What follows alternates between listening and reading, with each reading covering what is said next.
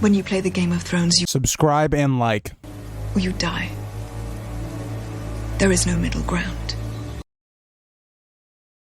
All right, hello YouTube. Welcome back to the GreaseCom Jude channel. Today's video, we are going to be talking about the Battle of the Mander and the sack of King's Landing.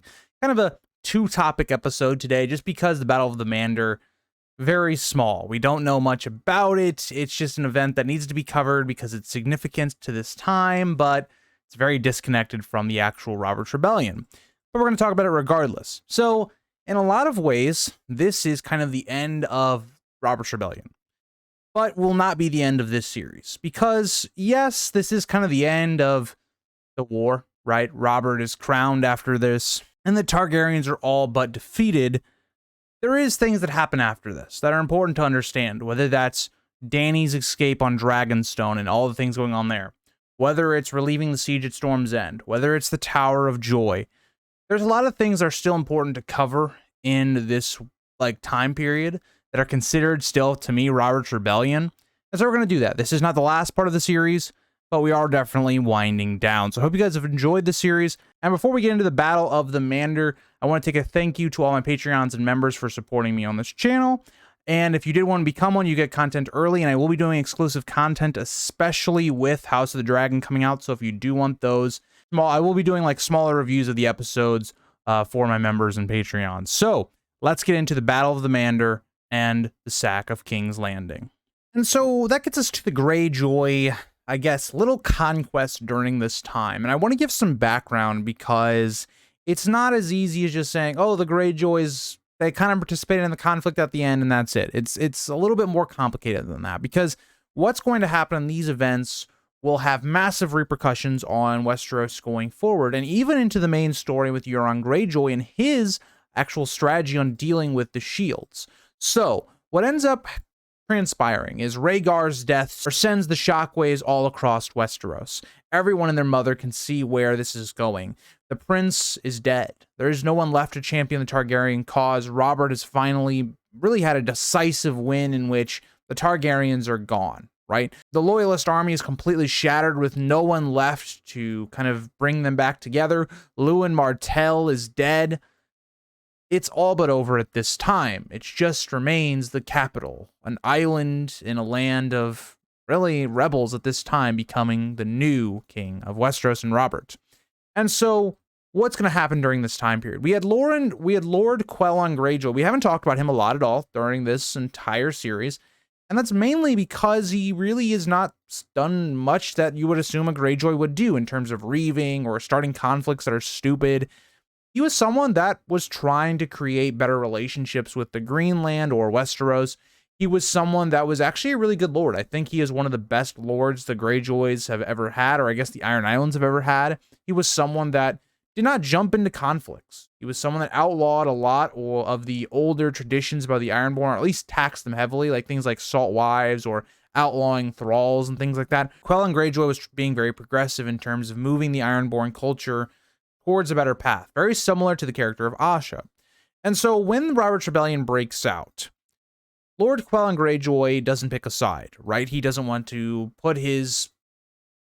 ruin everything he's been trying to build by picking the wrong side. And so he stays out of it. But once he hears the news of Rhaegar's fall, this kind of prompts him into action. Because, again, his sons are mostly idiots, right? All of his sons were telling him to go to war, right? Get some sort of conquest, get some gain while this war is going on in other places, get maybe the favor of Robert coming to his side late in the war, something we're going to see what Tywin ended up doing.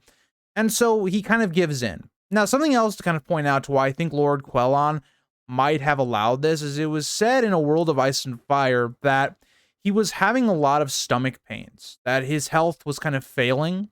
And so I think a lot of this also could have been one of the things we see in culture by the Ironborn is to die fighting on your ship. That's a major honor and all those things. And so something that I think Lord Quellon really understood was it was probably his time to go, and he would rather die fighting than die in his bed with a stomach pain. So I think that prompted it. But you also have to think about what was Lord Quellon thinking at the time. At this time on the West Coast, remember, because the Greyjoy's power is naval, right? And so you're looking at the west side. If you're going to basically ally with Robert, or at least try to gain his favor. Who do you attack? Well, you can't attack the Tullys and the Lannisters because, again, they're part of Robert's cause. You could attack the Lannisters, but they're neutral, so that could pull the Lannisters against Robert. That would be even worse for Robert's case. So the best option was to attack the Reach, something we see that Euron also does during the normal story. And so, again, not much is said here. He takes a couple fishing villages and maybe a couple ships here and there, but when they reach the Shields and they reach the Mander, they are met by a force. Now, the Greyjoys, it is said, it seems like they win, right, in terms of they take more than they lose. But at the same time, they lose Lord Quellan Greyjoy dying in battle. And this would be a very big moment for the future of Westeros, because all of the time building up to Robert's Rebellion, we had a lord that was very loyal to the throne. He was someone very progressive. For instance, he was actually a big influence in the War of the Nine Penny Kings. He actually brought an entire fleet over to help with the Stepstones. And so that was gone. Those days were gone. His sons were people that were very different than him. They grew up again believing in reaving all of the old ways. And so Balon Greyjoy is going to take power, and this is kind of a direct lead up into the Greyjoy Rebellion video I did, but Balon is someone that's going to try and revert all those things that his father done. Not unlike Aegon V and his son. It's very similar in that regard. And that kind of gets us back to the main stuff with Robert's Rebellion. But again, I did want to bring up the Battle of the Mander to begin with, because it is an important part of it. It is just something that is unfortunate that Quellan Greyjoy couldn't live longer. He was a very good lord and could have maybe done some things that prevented Balon from doing those things. Who knows? But it was something I wanted to bring up. So let's get to the sack of King's Landing. So we're moving back over to the eastern side of Westeros. You got to be thinking, what is Westeros thinking as soon as they hear that Rhaegar is dead? Well, when Aerys hears this, he can't believe it, right? The Targaryens are going to lose this war is probably what he's thinking. How could this have happened? There must have been some sort of treachery or something that allowed this to happen. And so Aerys points the finger at the Dornish. Again, Aerys seems very racist to the Dornish. We have this comment when Elia has their first child, Rhaegar and Elia anyway, that it smells of being Dornish and all those things. Again, he was not a big fan of the Dornish, and so he blames Lewin Martell and the Martells as a whole for betraying Rhaegar, and that's why they lost. We know that that's not true at all. That's complete bullcrap, and Aerys is just an idiot. But what does he do at this time? So the first thing he continues doing is he continues building up his wildfire plot. His plan, I think in his mind, I think he had two, really. One was, I think he didn't want Robert to have anything to rule over, right, in terms of King's Landing. The Targaryens built this castle. No one else was going to rule it. I think that was part of it. The second part of it, I think, was this idea that maybe Aerys thought he could become a dragon. We've seen this idea countless times throughout Targaryen history of trying to bring the dragons back, and maybe Aerys thought that was what was going to happen. Not really going to happen. Now, the next thing he ends up doing is he starts taking a couple precautions. So he ends up sending his pregnant wife, Rhaella, to Dragonstone along with his son, Viserys, who was now the heir to Dragonstone for safekeeping. Which makes sense, right? You would need a pretty good navy to end up, attacking Dragonstone. And at this time, the Loyalists really didn't have that at this time. So it actually is a very safe bet to send them to Dragonstone. But he doesn't send Elia and her children to Dragonstone as well. Now, why would this have been done? Well, I could see a couple reasons, right? When you think about it, the succession, how does that work now, right? Would it go to Rhaegar's son Aegon, or would it go to Viserys? You're put with a weird situation. And I think this was really trying to show that Viserys really was the heir and not actually Aegon. So I think part of it was that idea, but also he was trying to keep the Dornish loyal by keeping their princess a captive and keeping her in harm's way, and saying, yeah, if we lose King's Landing, your princess and her heirs are going to die. And so that was part of it. Other parts of this to look at when you think about, at this time, the Hand of the King, Lord Carlton Chelsted, he actually ends up finding out about this plot. again, you're very suspicious if you're constantly seeing the pyromancers visiting the king. And so eventually he finds it out, and he tries to plead with Aerys, trying every way he can to manipulate Aerys, and it doesn't work. And so a normal person would think, okay, well, Carlton, he'll just resign and everything will be fine. Well, he does that, and he is burned alive by Aerys Targaryen. Again, Aerys was a brutal man, and Carlton knew about his plan. So this is what ends up happening. And at this, Aerys basically gets what he probably wanted to begin with. He names Rosart, his favorite pyromancer, as the new hand of the king. Another thing that would be happening here in King's Landing as well is the character of Jaime Lannister. He would begin the preparation of the defense of King's Landing. Again, all the rest of the King's Guard were either missing or dead, or they were injured. So at this time, Jaime really is the person in charge of King's Landing, of making sure the defenses hold. And I think Jaime probably realized during this time, even how young he was, they were screwed. King's Landing is a great fortress and all, but how long would it take for their starved out or the massive numbers of the rebellion to basically swarm and take over the city? It was bound to happen. And so you have to think about that right now. But we also note, I want to make this clear as well, that William Derry, who was the Master of Arms, the Red Keep, and he ends up taking the royal fleet to Dragonstone as well, takes Rhaella and Viserys to Dragonstone. At this time now, we kind of got to switch back to the rebellion side. I did talk about this a little bit at the end of the last video, but at this time, Robert Baratheon had become injured, right? He took an injury from Rhaegar Targaryen, and so he gives over his forces to Ned Stark. And so Ned Stark gives chase to the Loyalist forces and is going to eventually end up at King's Landing. But we have some other stuff we need to talk about before we get there. But something I want to talk about, because I think this is very relevant to the conversation we're going to have. How did the Lannisters get to King's Landing before Ned Stark? I've looked up information on this. I've tried to find some sort of answer, but there really isn't one given to us in the text that I could find. And so I'm left with this idea that the only way the Lannisters could have reached King's Landing before Ned Stark and the rebels is he was already marching there to begin with, but maybe it hadn't been said yet. And that makes a lot of sense, right? Because if you're hearing the Battle of the Trident's going to happen, you know the winner of that is going to decide who wins. So if you're Tywin, you want to be very close to react, to either establish your loyalty to the Targaryens or the Baratheons. And so that is why I believe that the Lannisters end up making it faster than the Starks do, even though the Starks were much closer to the capital.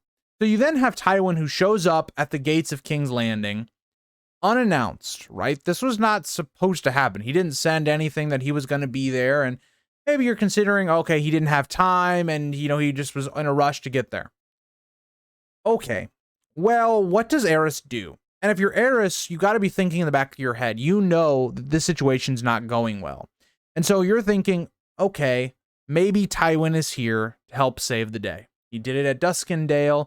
Maybe this is going to keep me on the throne. What do I have to lose? That's what I'd be thinking if I was Aerys. What do I have to lose? I'm already going to lose. If I don't open the gates for Tywin, maybe I make him an enemy right then and there. If I don't, I'm still going to be killed by the Loyalists. I'm going to be killed by the rebels anyway.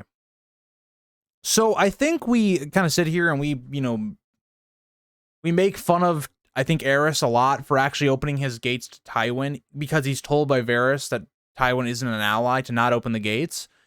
But it's like, what other option did Aerys really have, right? Like, this was the only thing he could do. It's very similar to, like, Robb Stark with the phrase by the end of it. It's like, Robb was all but beaten already, right? He had no other option. He needed the phrase to continue his war. And that's kind of what's going on here as well. And so when you get this accounts, again, Pycelle telling Aerys to open the gates, he is your friend and all these things, and Varys saying don't, you got to remember how desperate the situation is, right? That's a very key factor here to understanding Aerys' rationale and why he does eventually end up opening the gates to Tywin. But with 12,000 men, Tywin sacks the city. Once the gates are open, the men begin killing, looting, just destroying the Targaryen city more or less. And upon this realization that all was lost, Aerys ordered Rosarch to ignite the wildfire caches throughout the city. Again, he wished to leave Robert with nothing but ashes and bones. And also, if he could kill majority of the Lannister army in the process, why not? He ordered Sir Jaime Lannister, Lord Tywin's eldest son and the only knight of his king's guard present in the city, to kill Tywin and bring his head to Aerys. Now, you're also going to be thinking, right? Jaime was pleading with Aerys to make peace, right? There was no hope left. Let Jaime go to his father and make peace. And if you're also Aerys, you're going to be thinking about this as well. There's going to be no peace. Aerys knows that. And so Jaime, in a lot of ways, could just be going to flee to his father for safety, right? Again, I don't blame Aerys for not allowing Jaime to go to Tywin, his father, who had just betrayed him. If I was Aerys, I might have just killed Jaime here right then and there. But with that being said, Jaime was not about to let this happen. He kills Rosart, and upon the realization that Aerys would simply give the order to burn down the city to another pyromancer, return to the Red Keep, and murders Aerys himself in the throne room, mere seconds before soldiers from the Westerland entered. And let's get into Jaime's rationale here. Jaime has got to be thinking, okay, this king has treated me like crap the whole time. He's trying to kill millions of innocent people in the most brutal fashion possible. I cannot allow that to happen. I am a knight. I am a Kingsguard member. I need to stop this right then and there. And you also got to be thinking, Aerys is going to die regardless. What does it matter if it's Jaime or it's Robert or it's Tywin?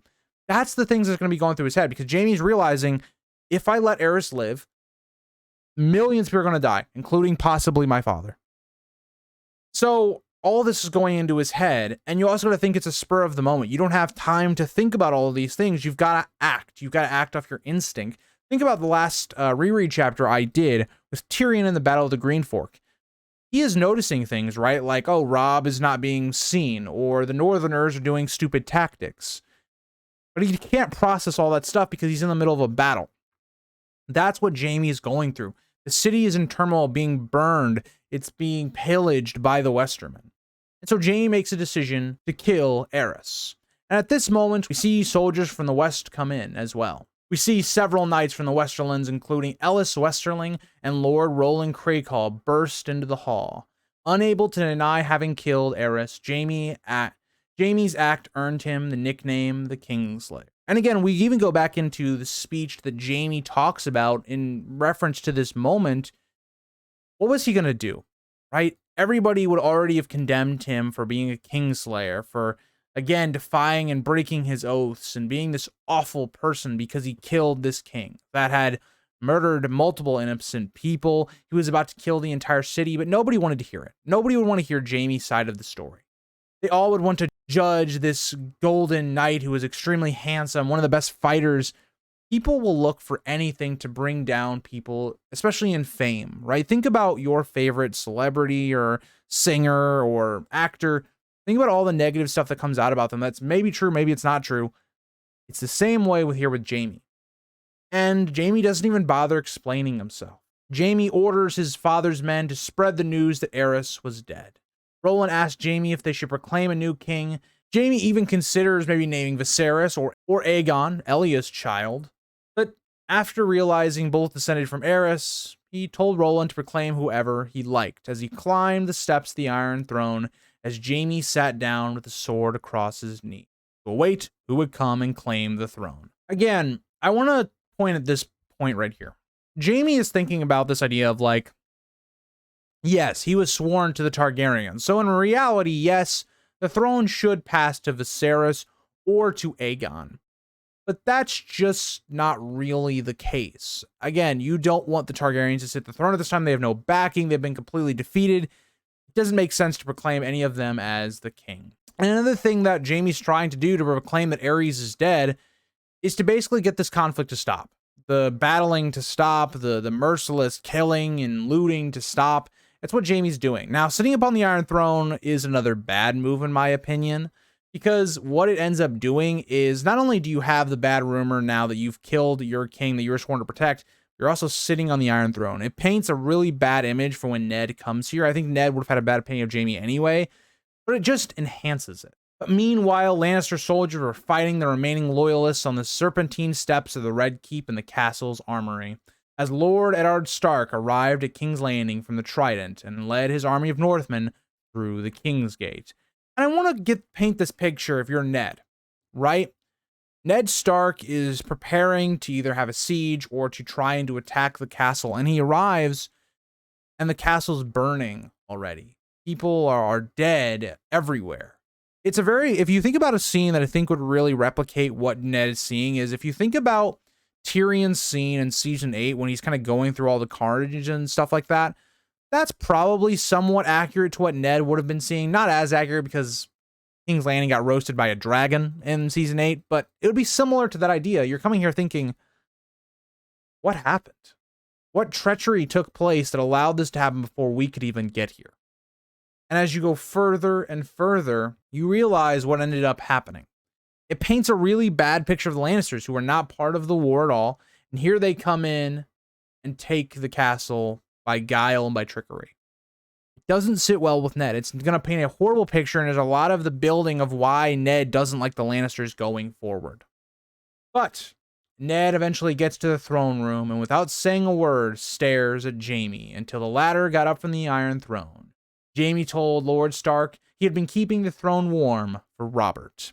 Again, this is a huge moment, right? Because Ned could have taken the throne himself and whatnot, but he doesn't. Again, stays true and loyal to Robert and allows Robert to take the throne, even though he's not here. But Robert had already declared himself that he was going to become king. It all made sense. There's no reason Ned should take the throne, nor does it fit his character. But it also shows why Ned hates Jaime so much. You have this guy sitting on the Iron Throne, something that no one should do unless you are the hand of the king or you're the king himself. You should not be doing that. Big no-no. Plus, you also killed the king you swore to protect. All of these things Ned is thinking about. Ned doesn't have the context of what we know, the reader, of what happened with Jaime and King Aerys. So all that's important to understand. But that isn't all. That's not the only thing that was happening during this time. The Lannisters were in a really bad spot because they needed some way to prove their loyalty to Robert. And how do you do that? You take out the last remaining Targaryen. You take out Aegon, you take out Rhaenys, and you take out Elia. And that's what ends up happening. Lord Tywin sends Gregor Clegane and Sir Amory Lorch scaled the walls of Maegor's Holdfast. Again, this is all rumor and speculation in terms of exactly what happened, but it kind of seems like fact to me. So I'm going to kind of go with what it seems like happened. Amory dragged Prince Rhaenys Targaryen from under Rhaegar's bed and stabbed her 100 times. Gregor smashed the head of the infant Prince Aegon in front of her mother. Again, there's going to be some graphic content in terms of sexual stuff. So if you don't want to listen to that, I would mute the next 10 seconds. Then the Mountain raped and murdered Elia with Aegon's brains still on his hands. Again, a horrifying scene of just pure cruelness. Why stab a pure child to death? In general, even if she needed to die for Robert and all that stuff, he stabbed her 100 times. Gregor smashed the head of a baby, an infant, of Prince Aegon. Now we don't know if it was really Prince Aegon, but it's still brutal to be able to even do that to begin with. And all that, Prince Elia dies watching her children die. It's a horrifying look, but as Robert Baratheon arrives in King's Landing, Tywin lays the bodies of Elia, Aegon, and Rhaenys beneath the Iron Throne and presented them to Robert as tokens of his fealty, which is crazy. Can you think about that idea? Your gifts to the new king is the bodies of 2 children and a woman. The innocence of the world, right? These are the people that our knights are sworn to protect, and they're being paraded around as trophies. And this would be the thing that breaks Robert and Ned's relationship at this time. And it's just horror, right? Nobody is willing to even look at what has happened, of the horror of bone and brain and gore. No one even looked long at them, which is somewhat why the young Griff stuff is able to happen, because not a lot of people actually looked at who it was, if it was even the right person. Again, this seems to be common knowledge, especially in Casterly Rock and all these places, especially with Oberyn. He knows this is kind of what ends up happening. So I'm not really going to discuss other rumors maybe that have been presented here, but I think they're very stupid, right? We have one idea that Elia killed her own children to prevent them from falling into rebel hands. Makes no sense. That didn't happen. Just obviously didn't happen, but I did want to bring it up, I guess. But that is kind of the sack of King's Landing. I'll talk about some of the stuff that we get into afterwards in the next video, because that has a lot to deal with why Ned leaves and starts going and finishing up the rest of the war, cleaning it all up. But that is the sack of King's Landing, the Battle of the Mander, and kind of the completion of Robert's Rebellion in general. I know we still have some stuff to cover in future videos, but this is really it. So again, I hope you guys have enjoyed this series, and I'll see you guys all in the next one. Bye, guys.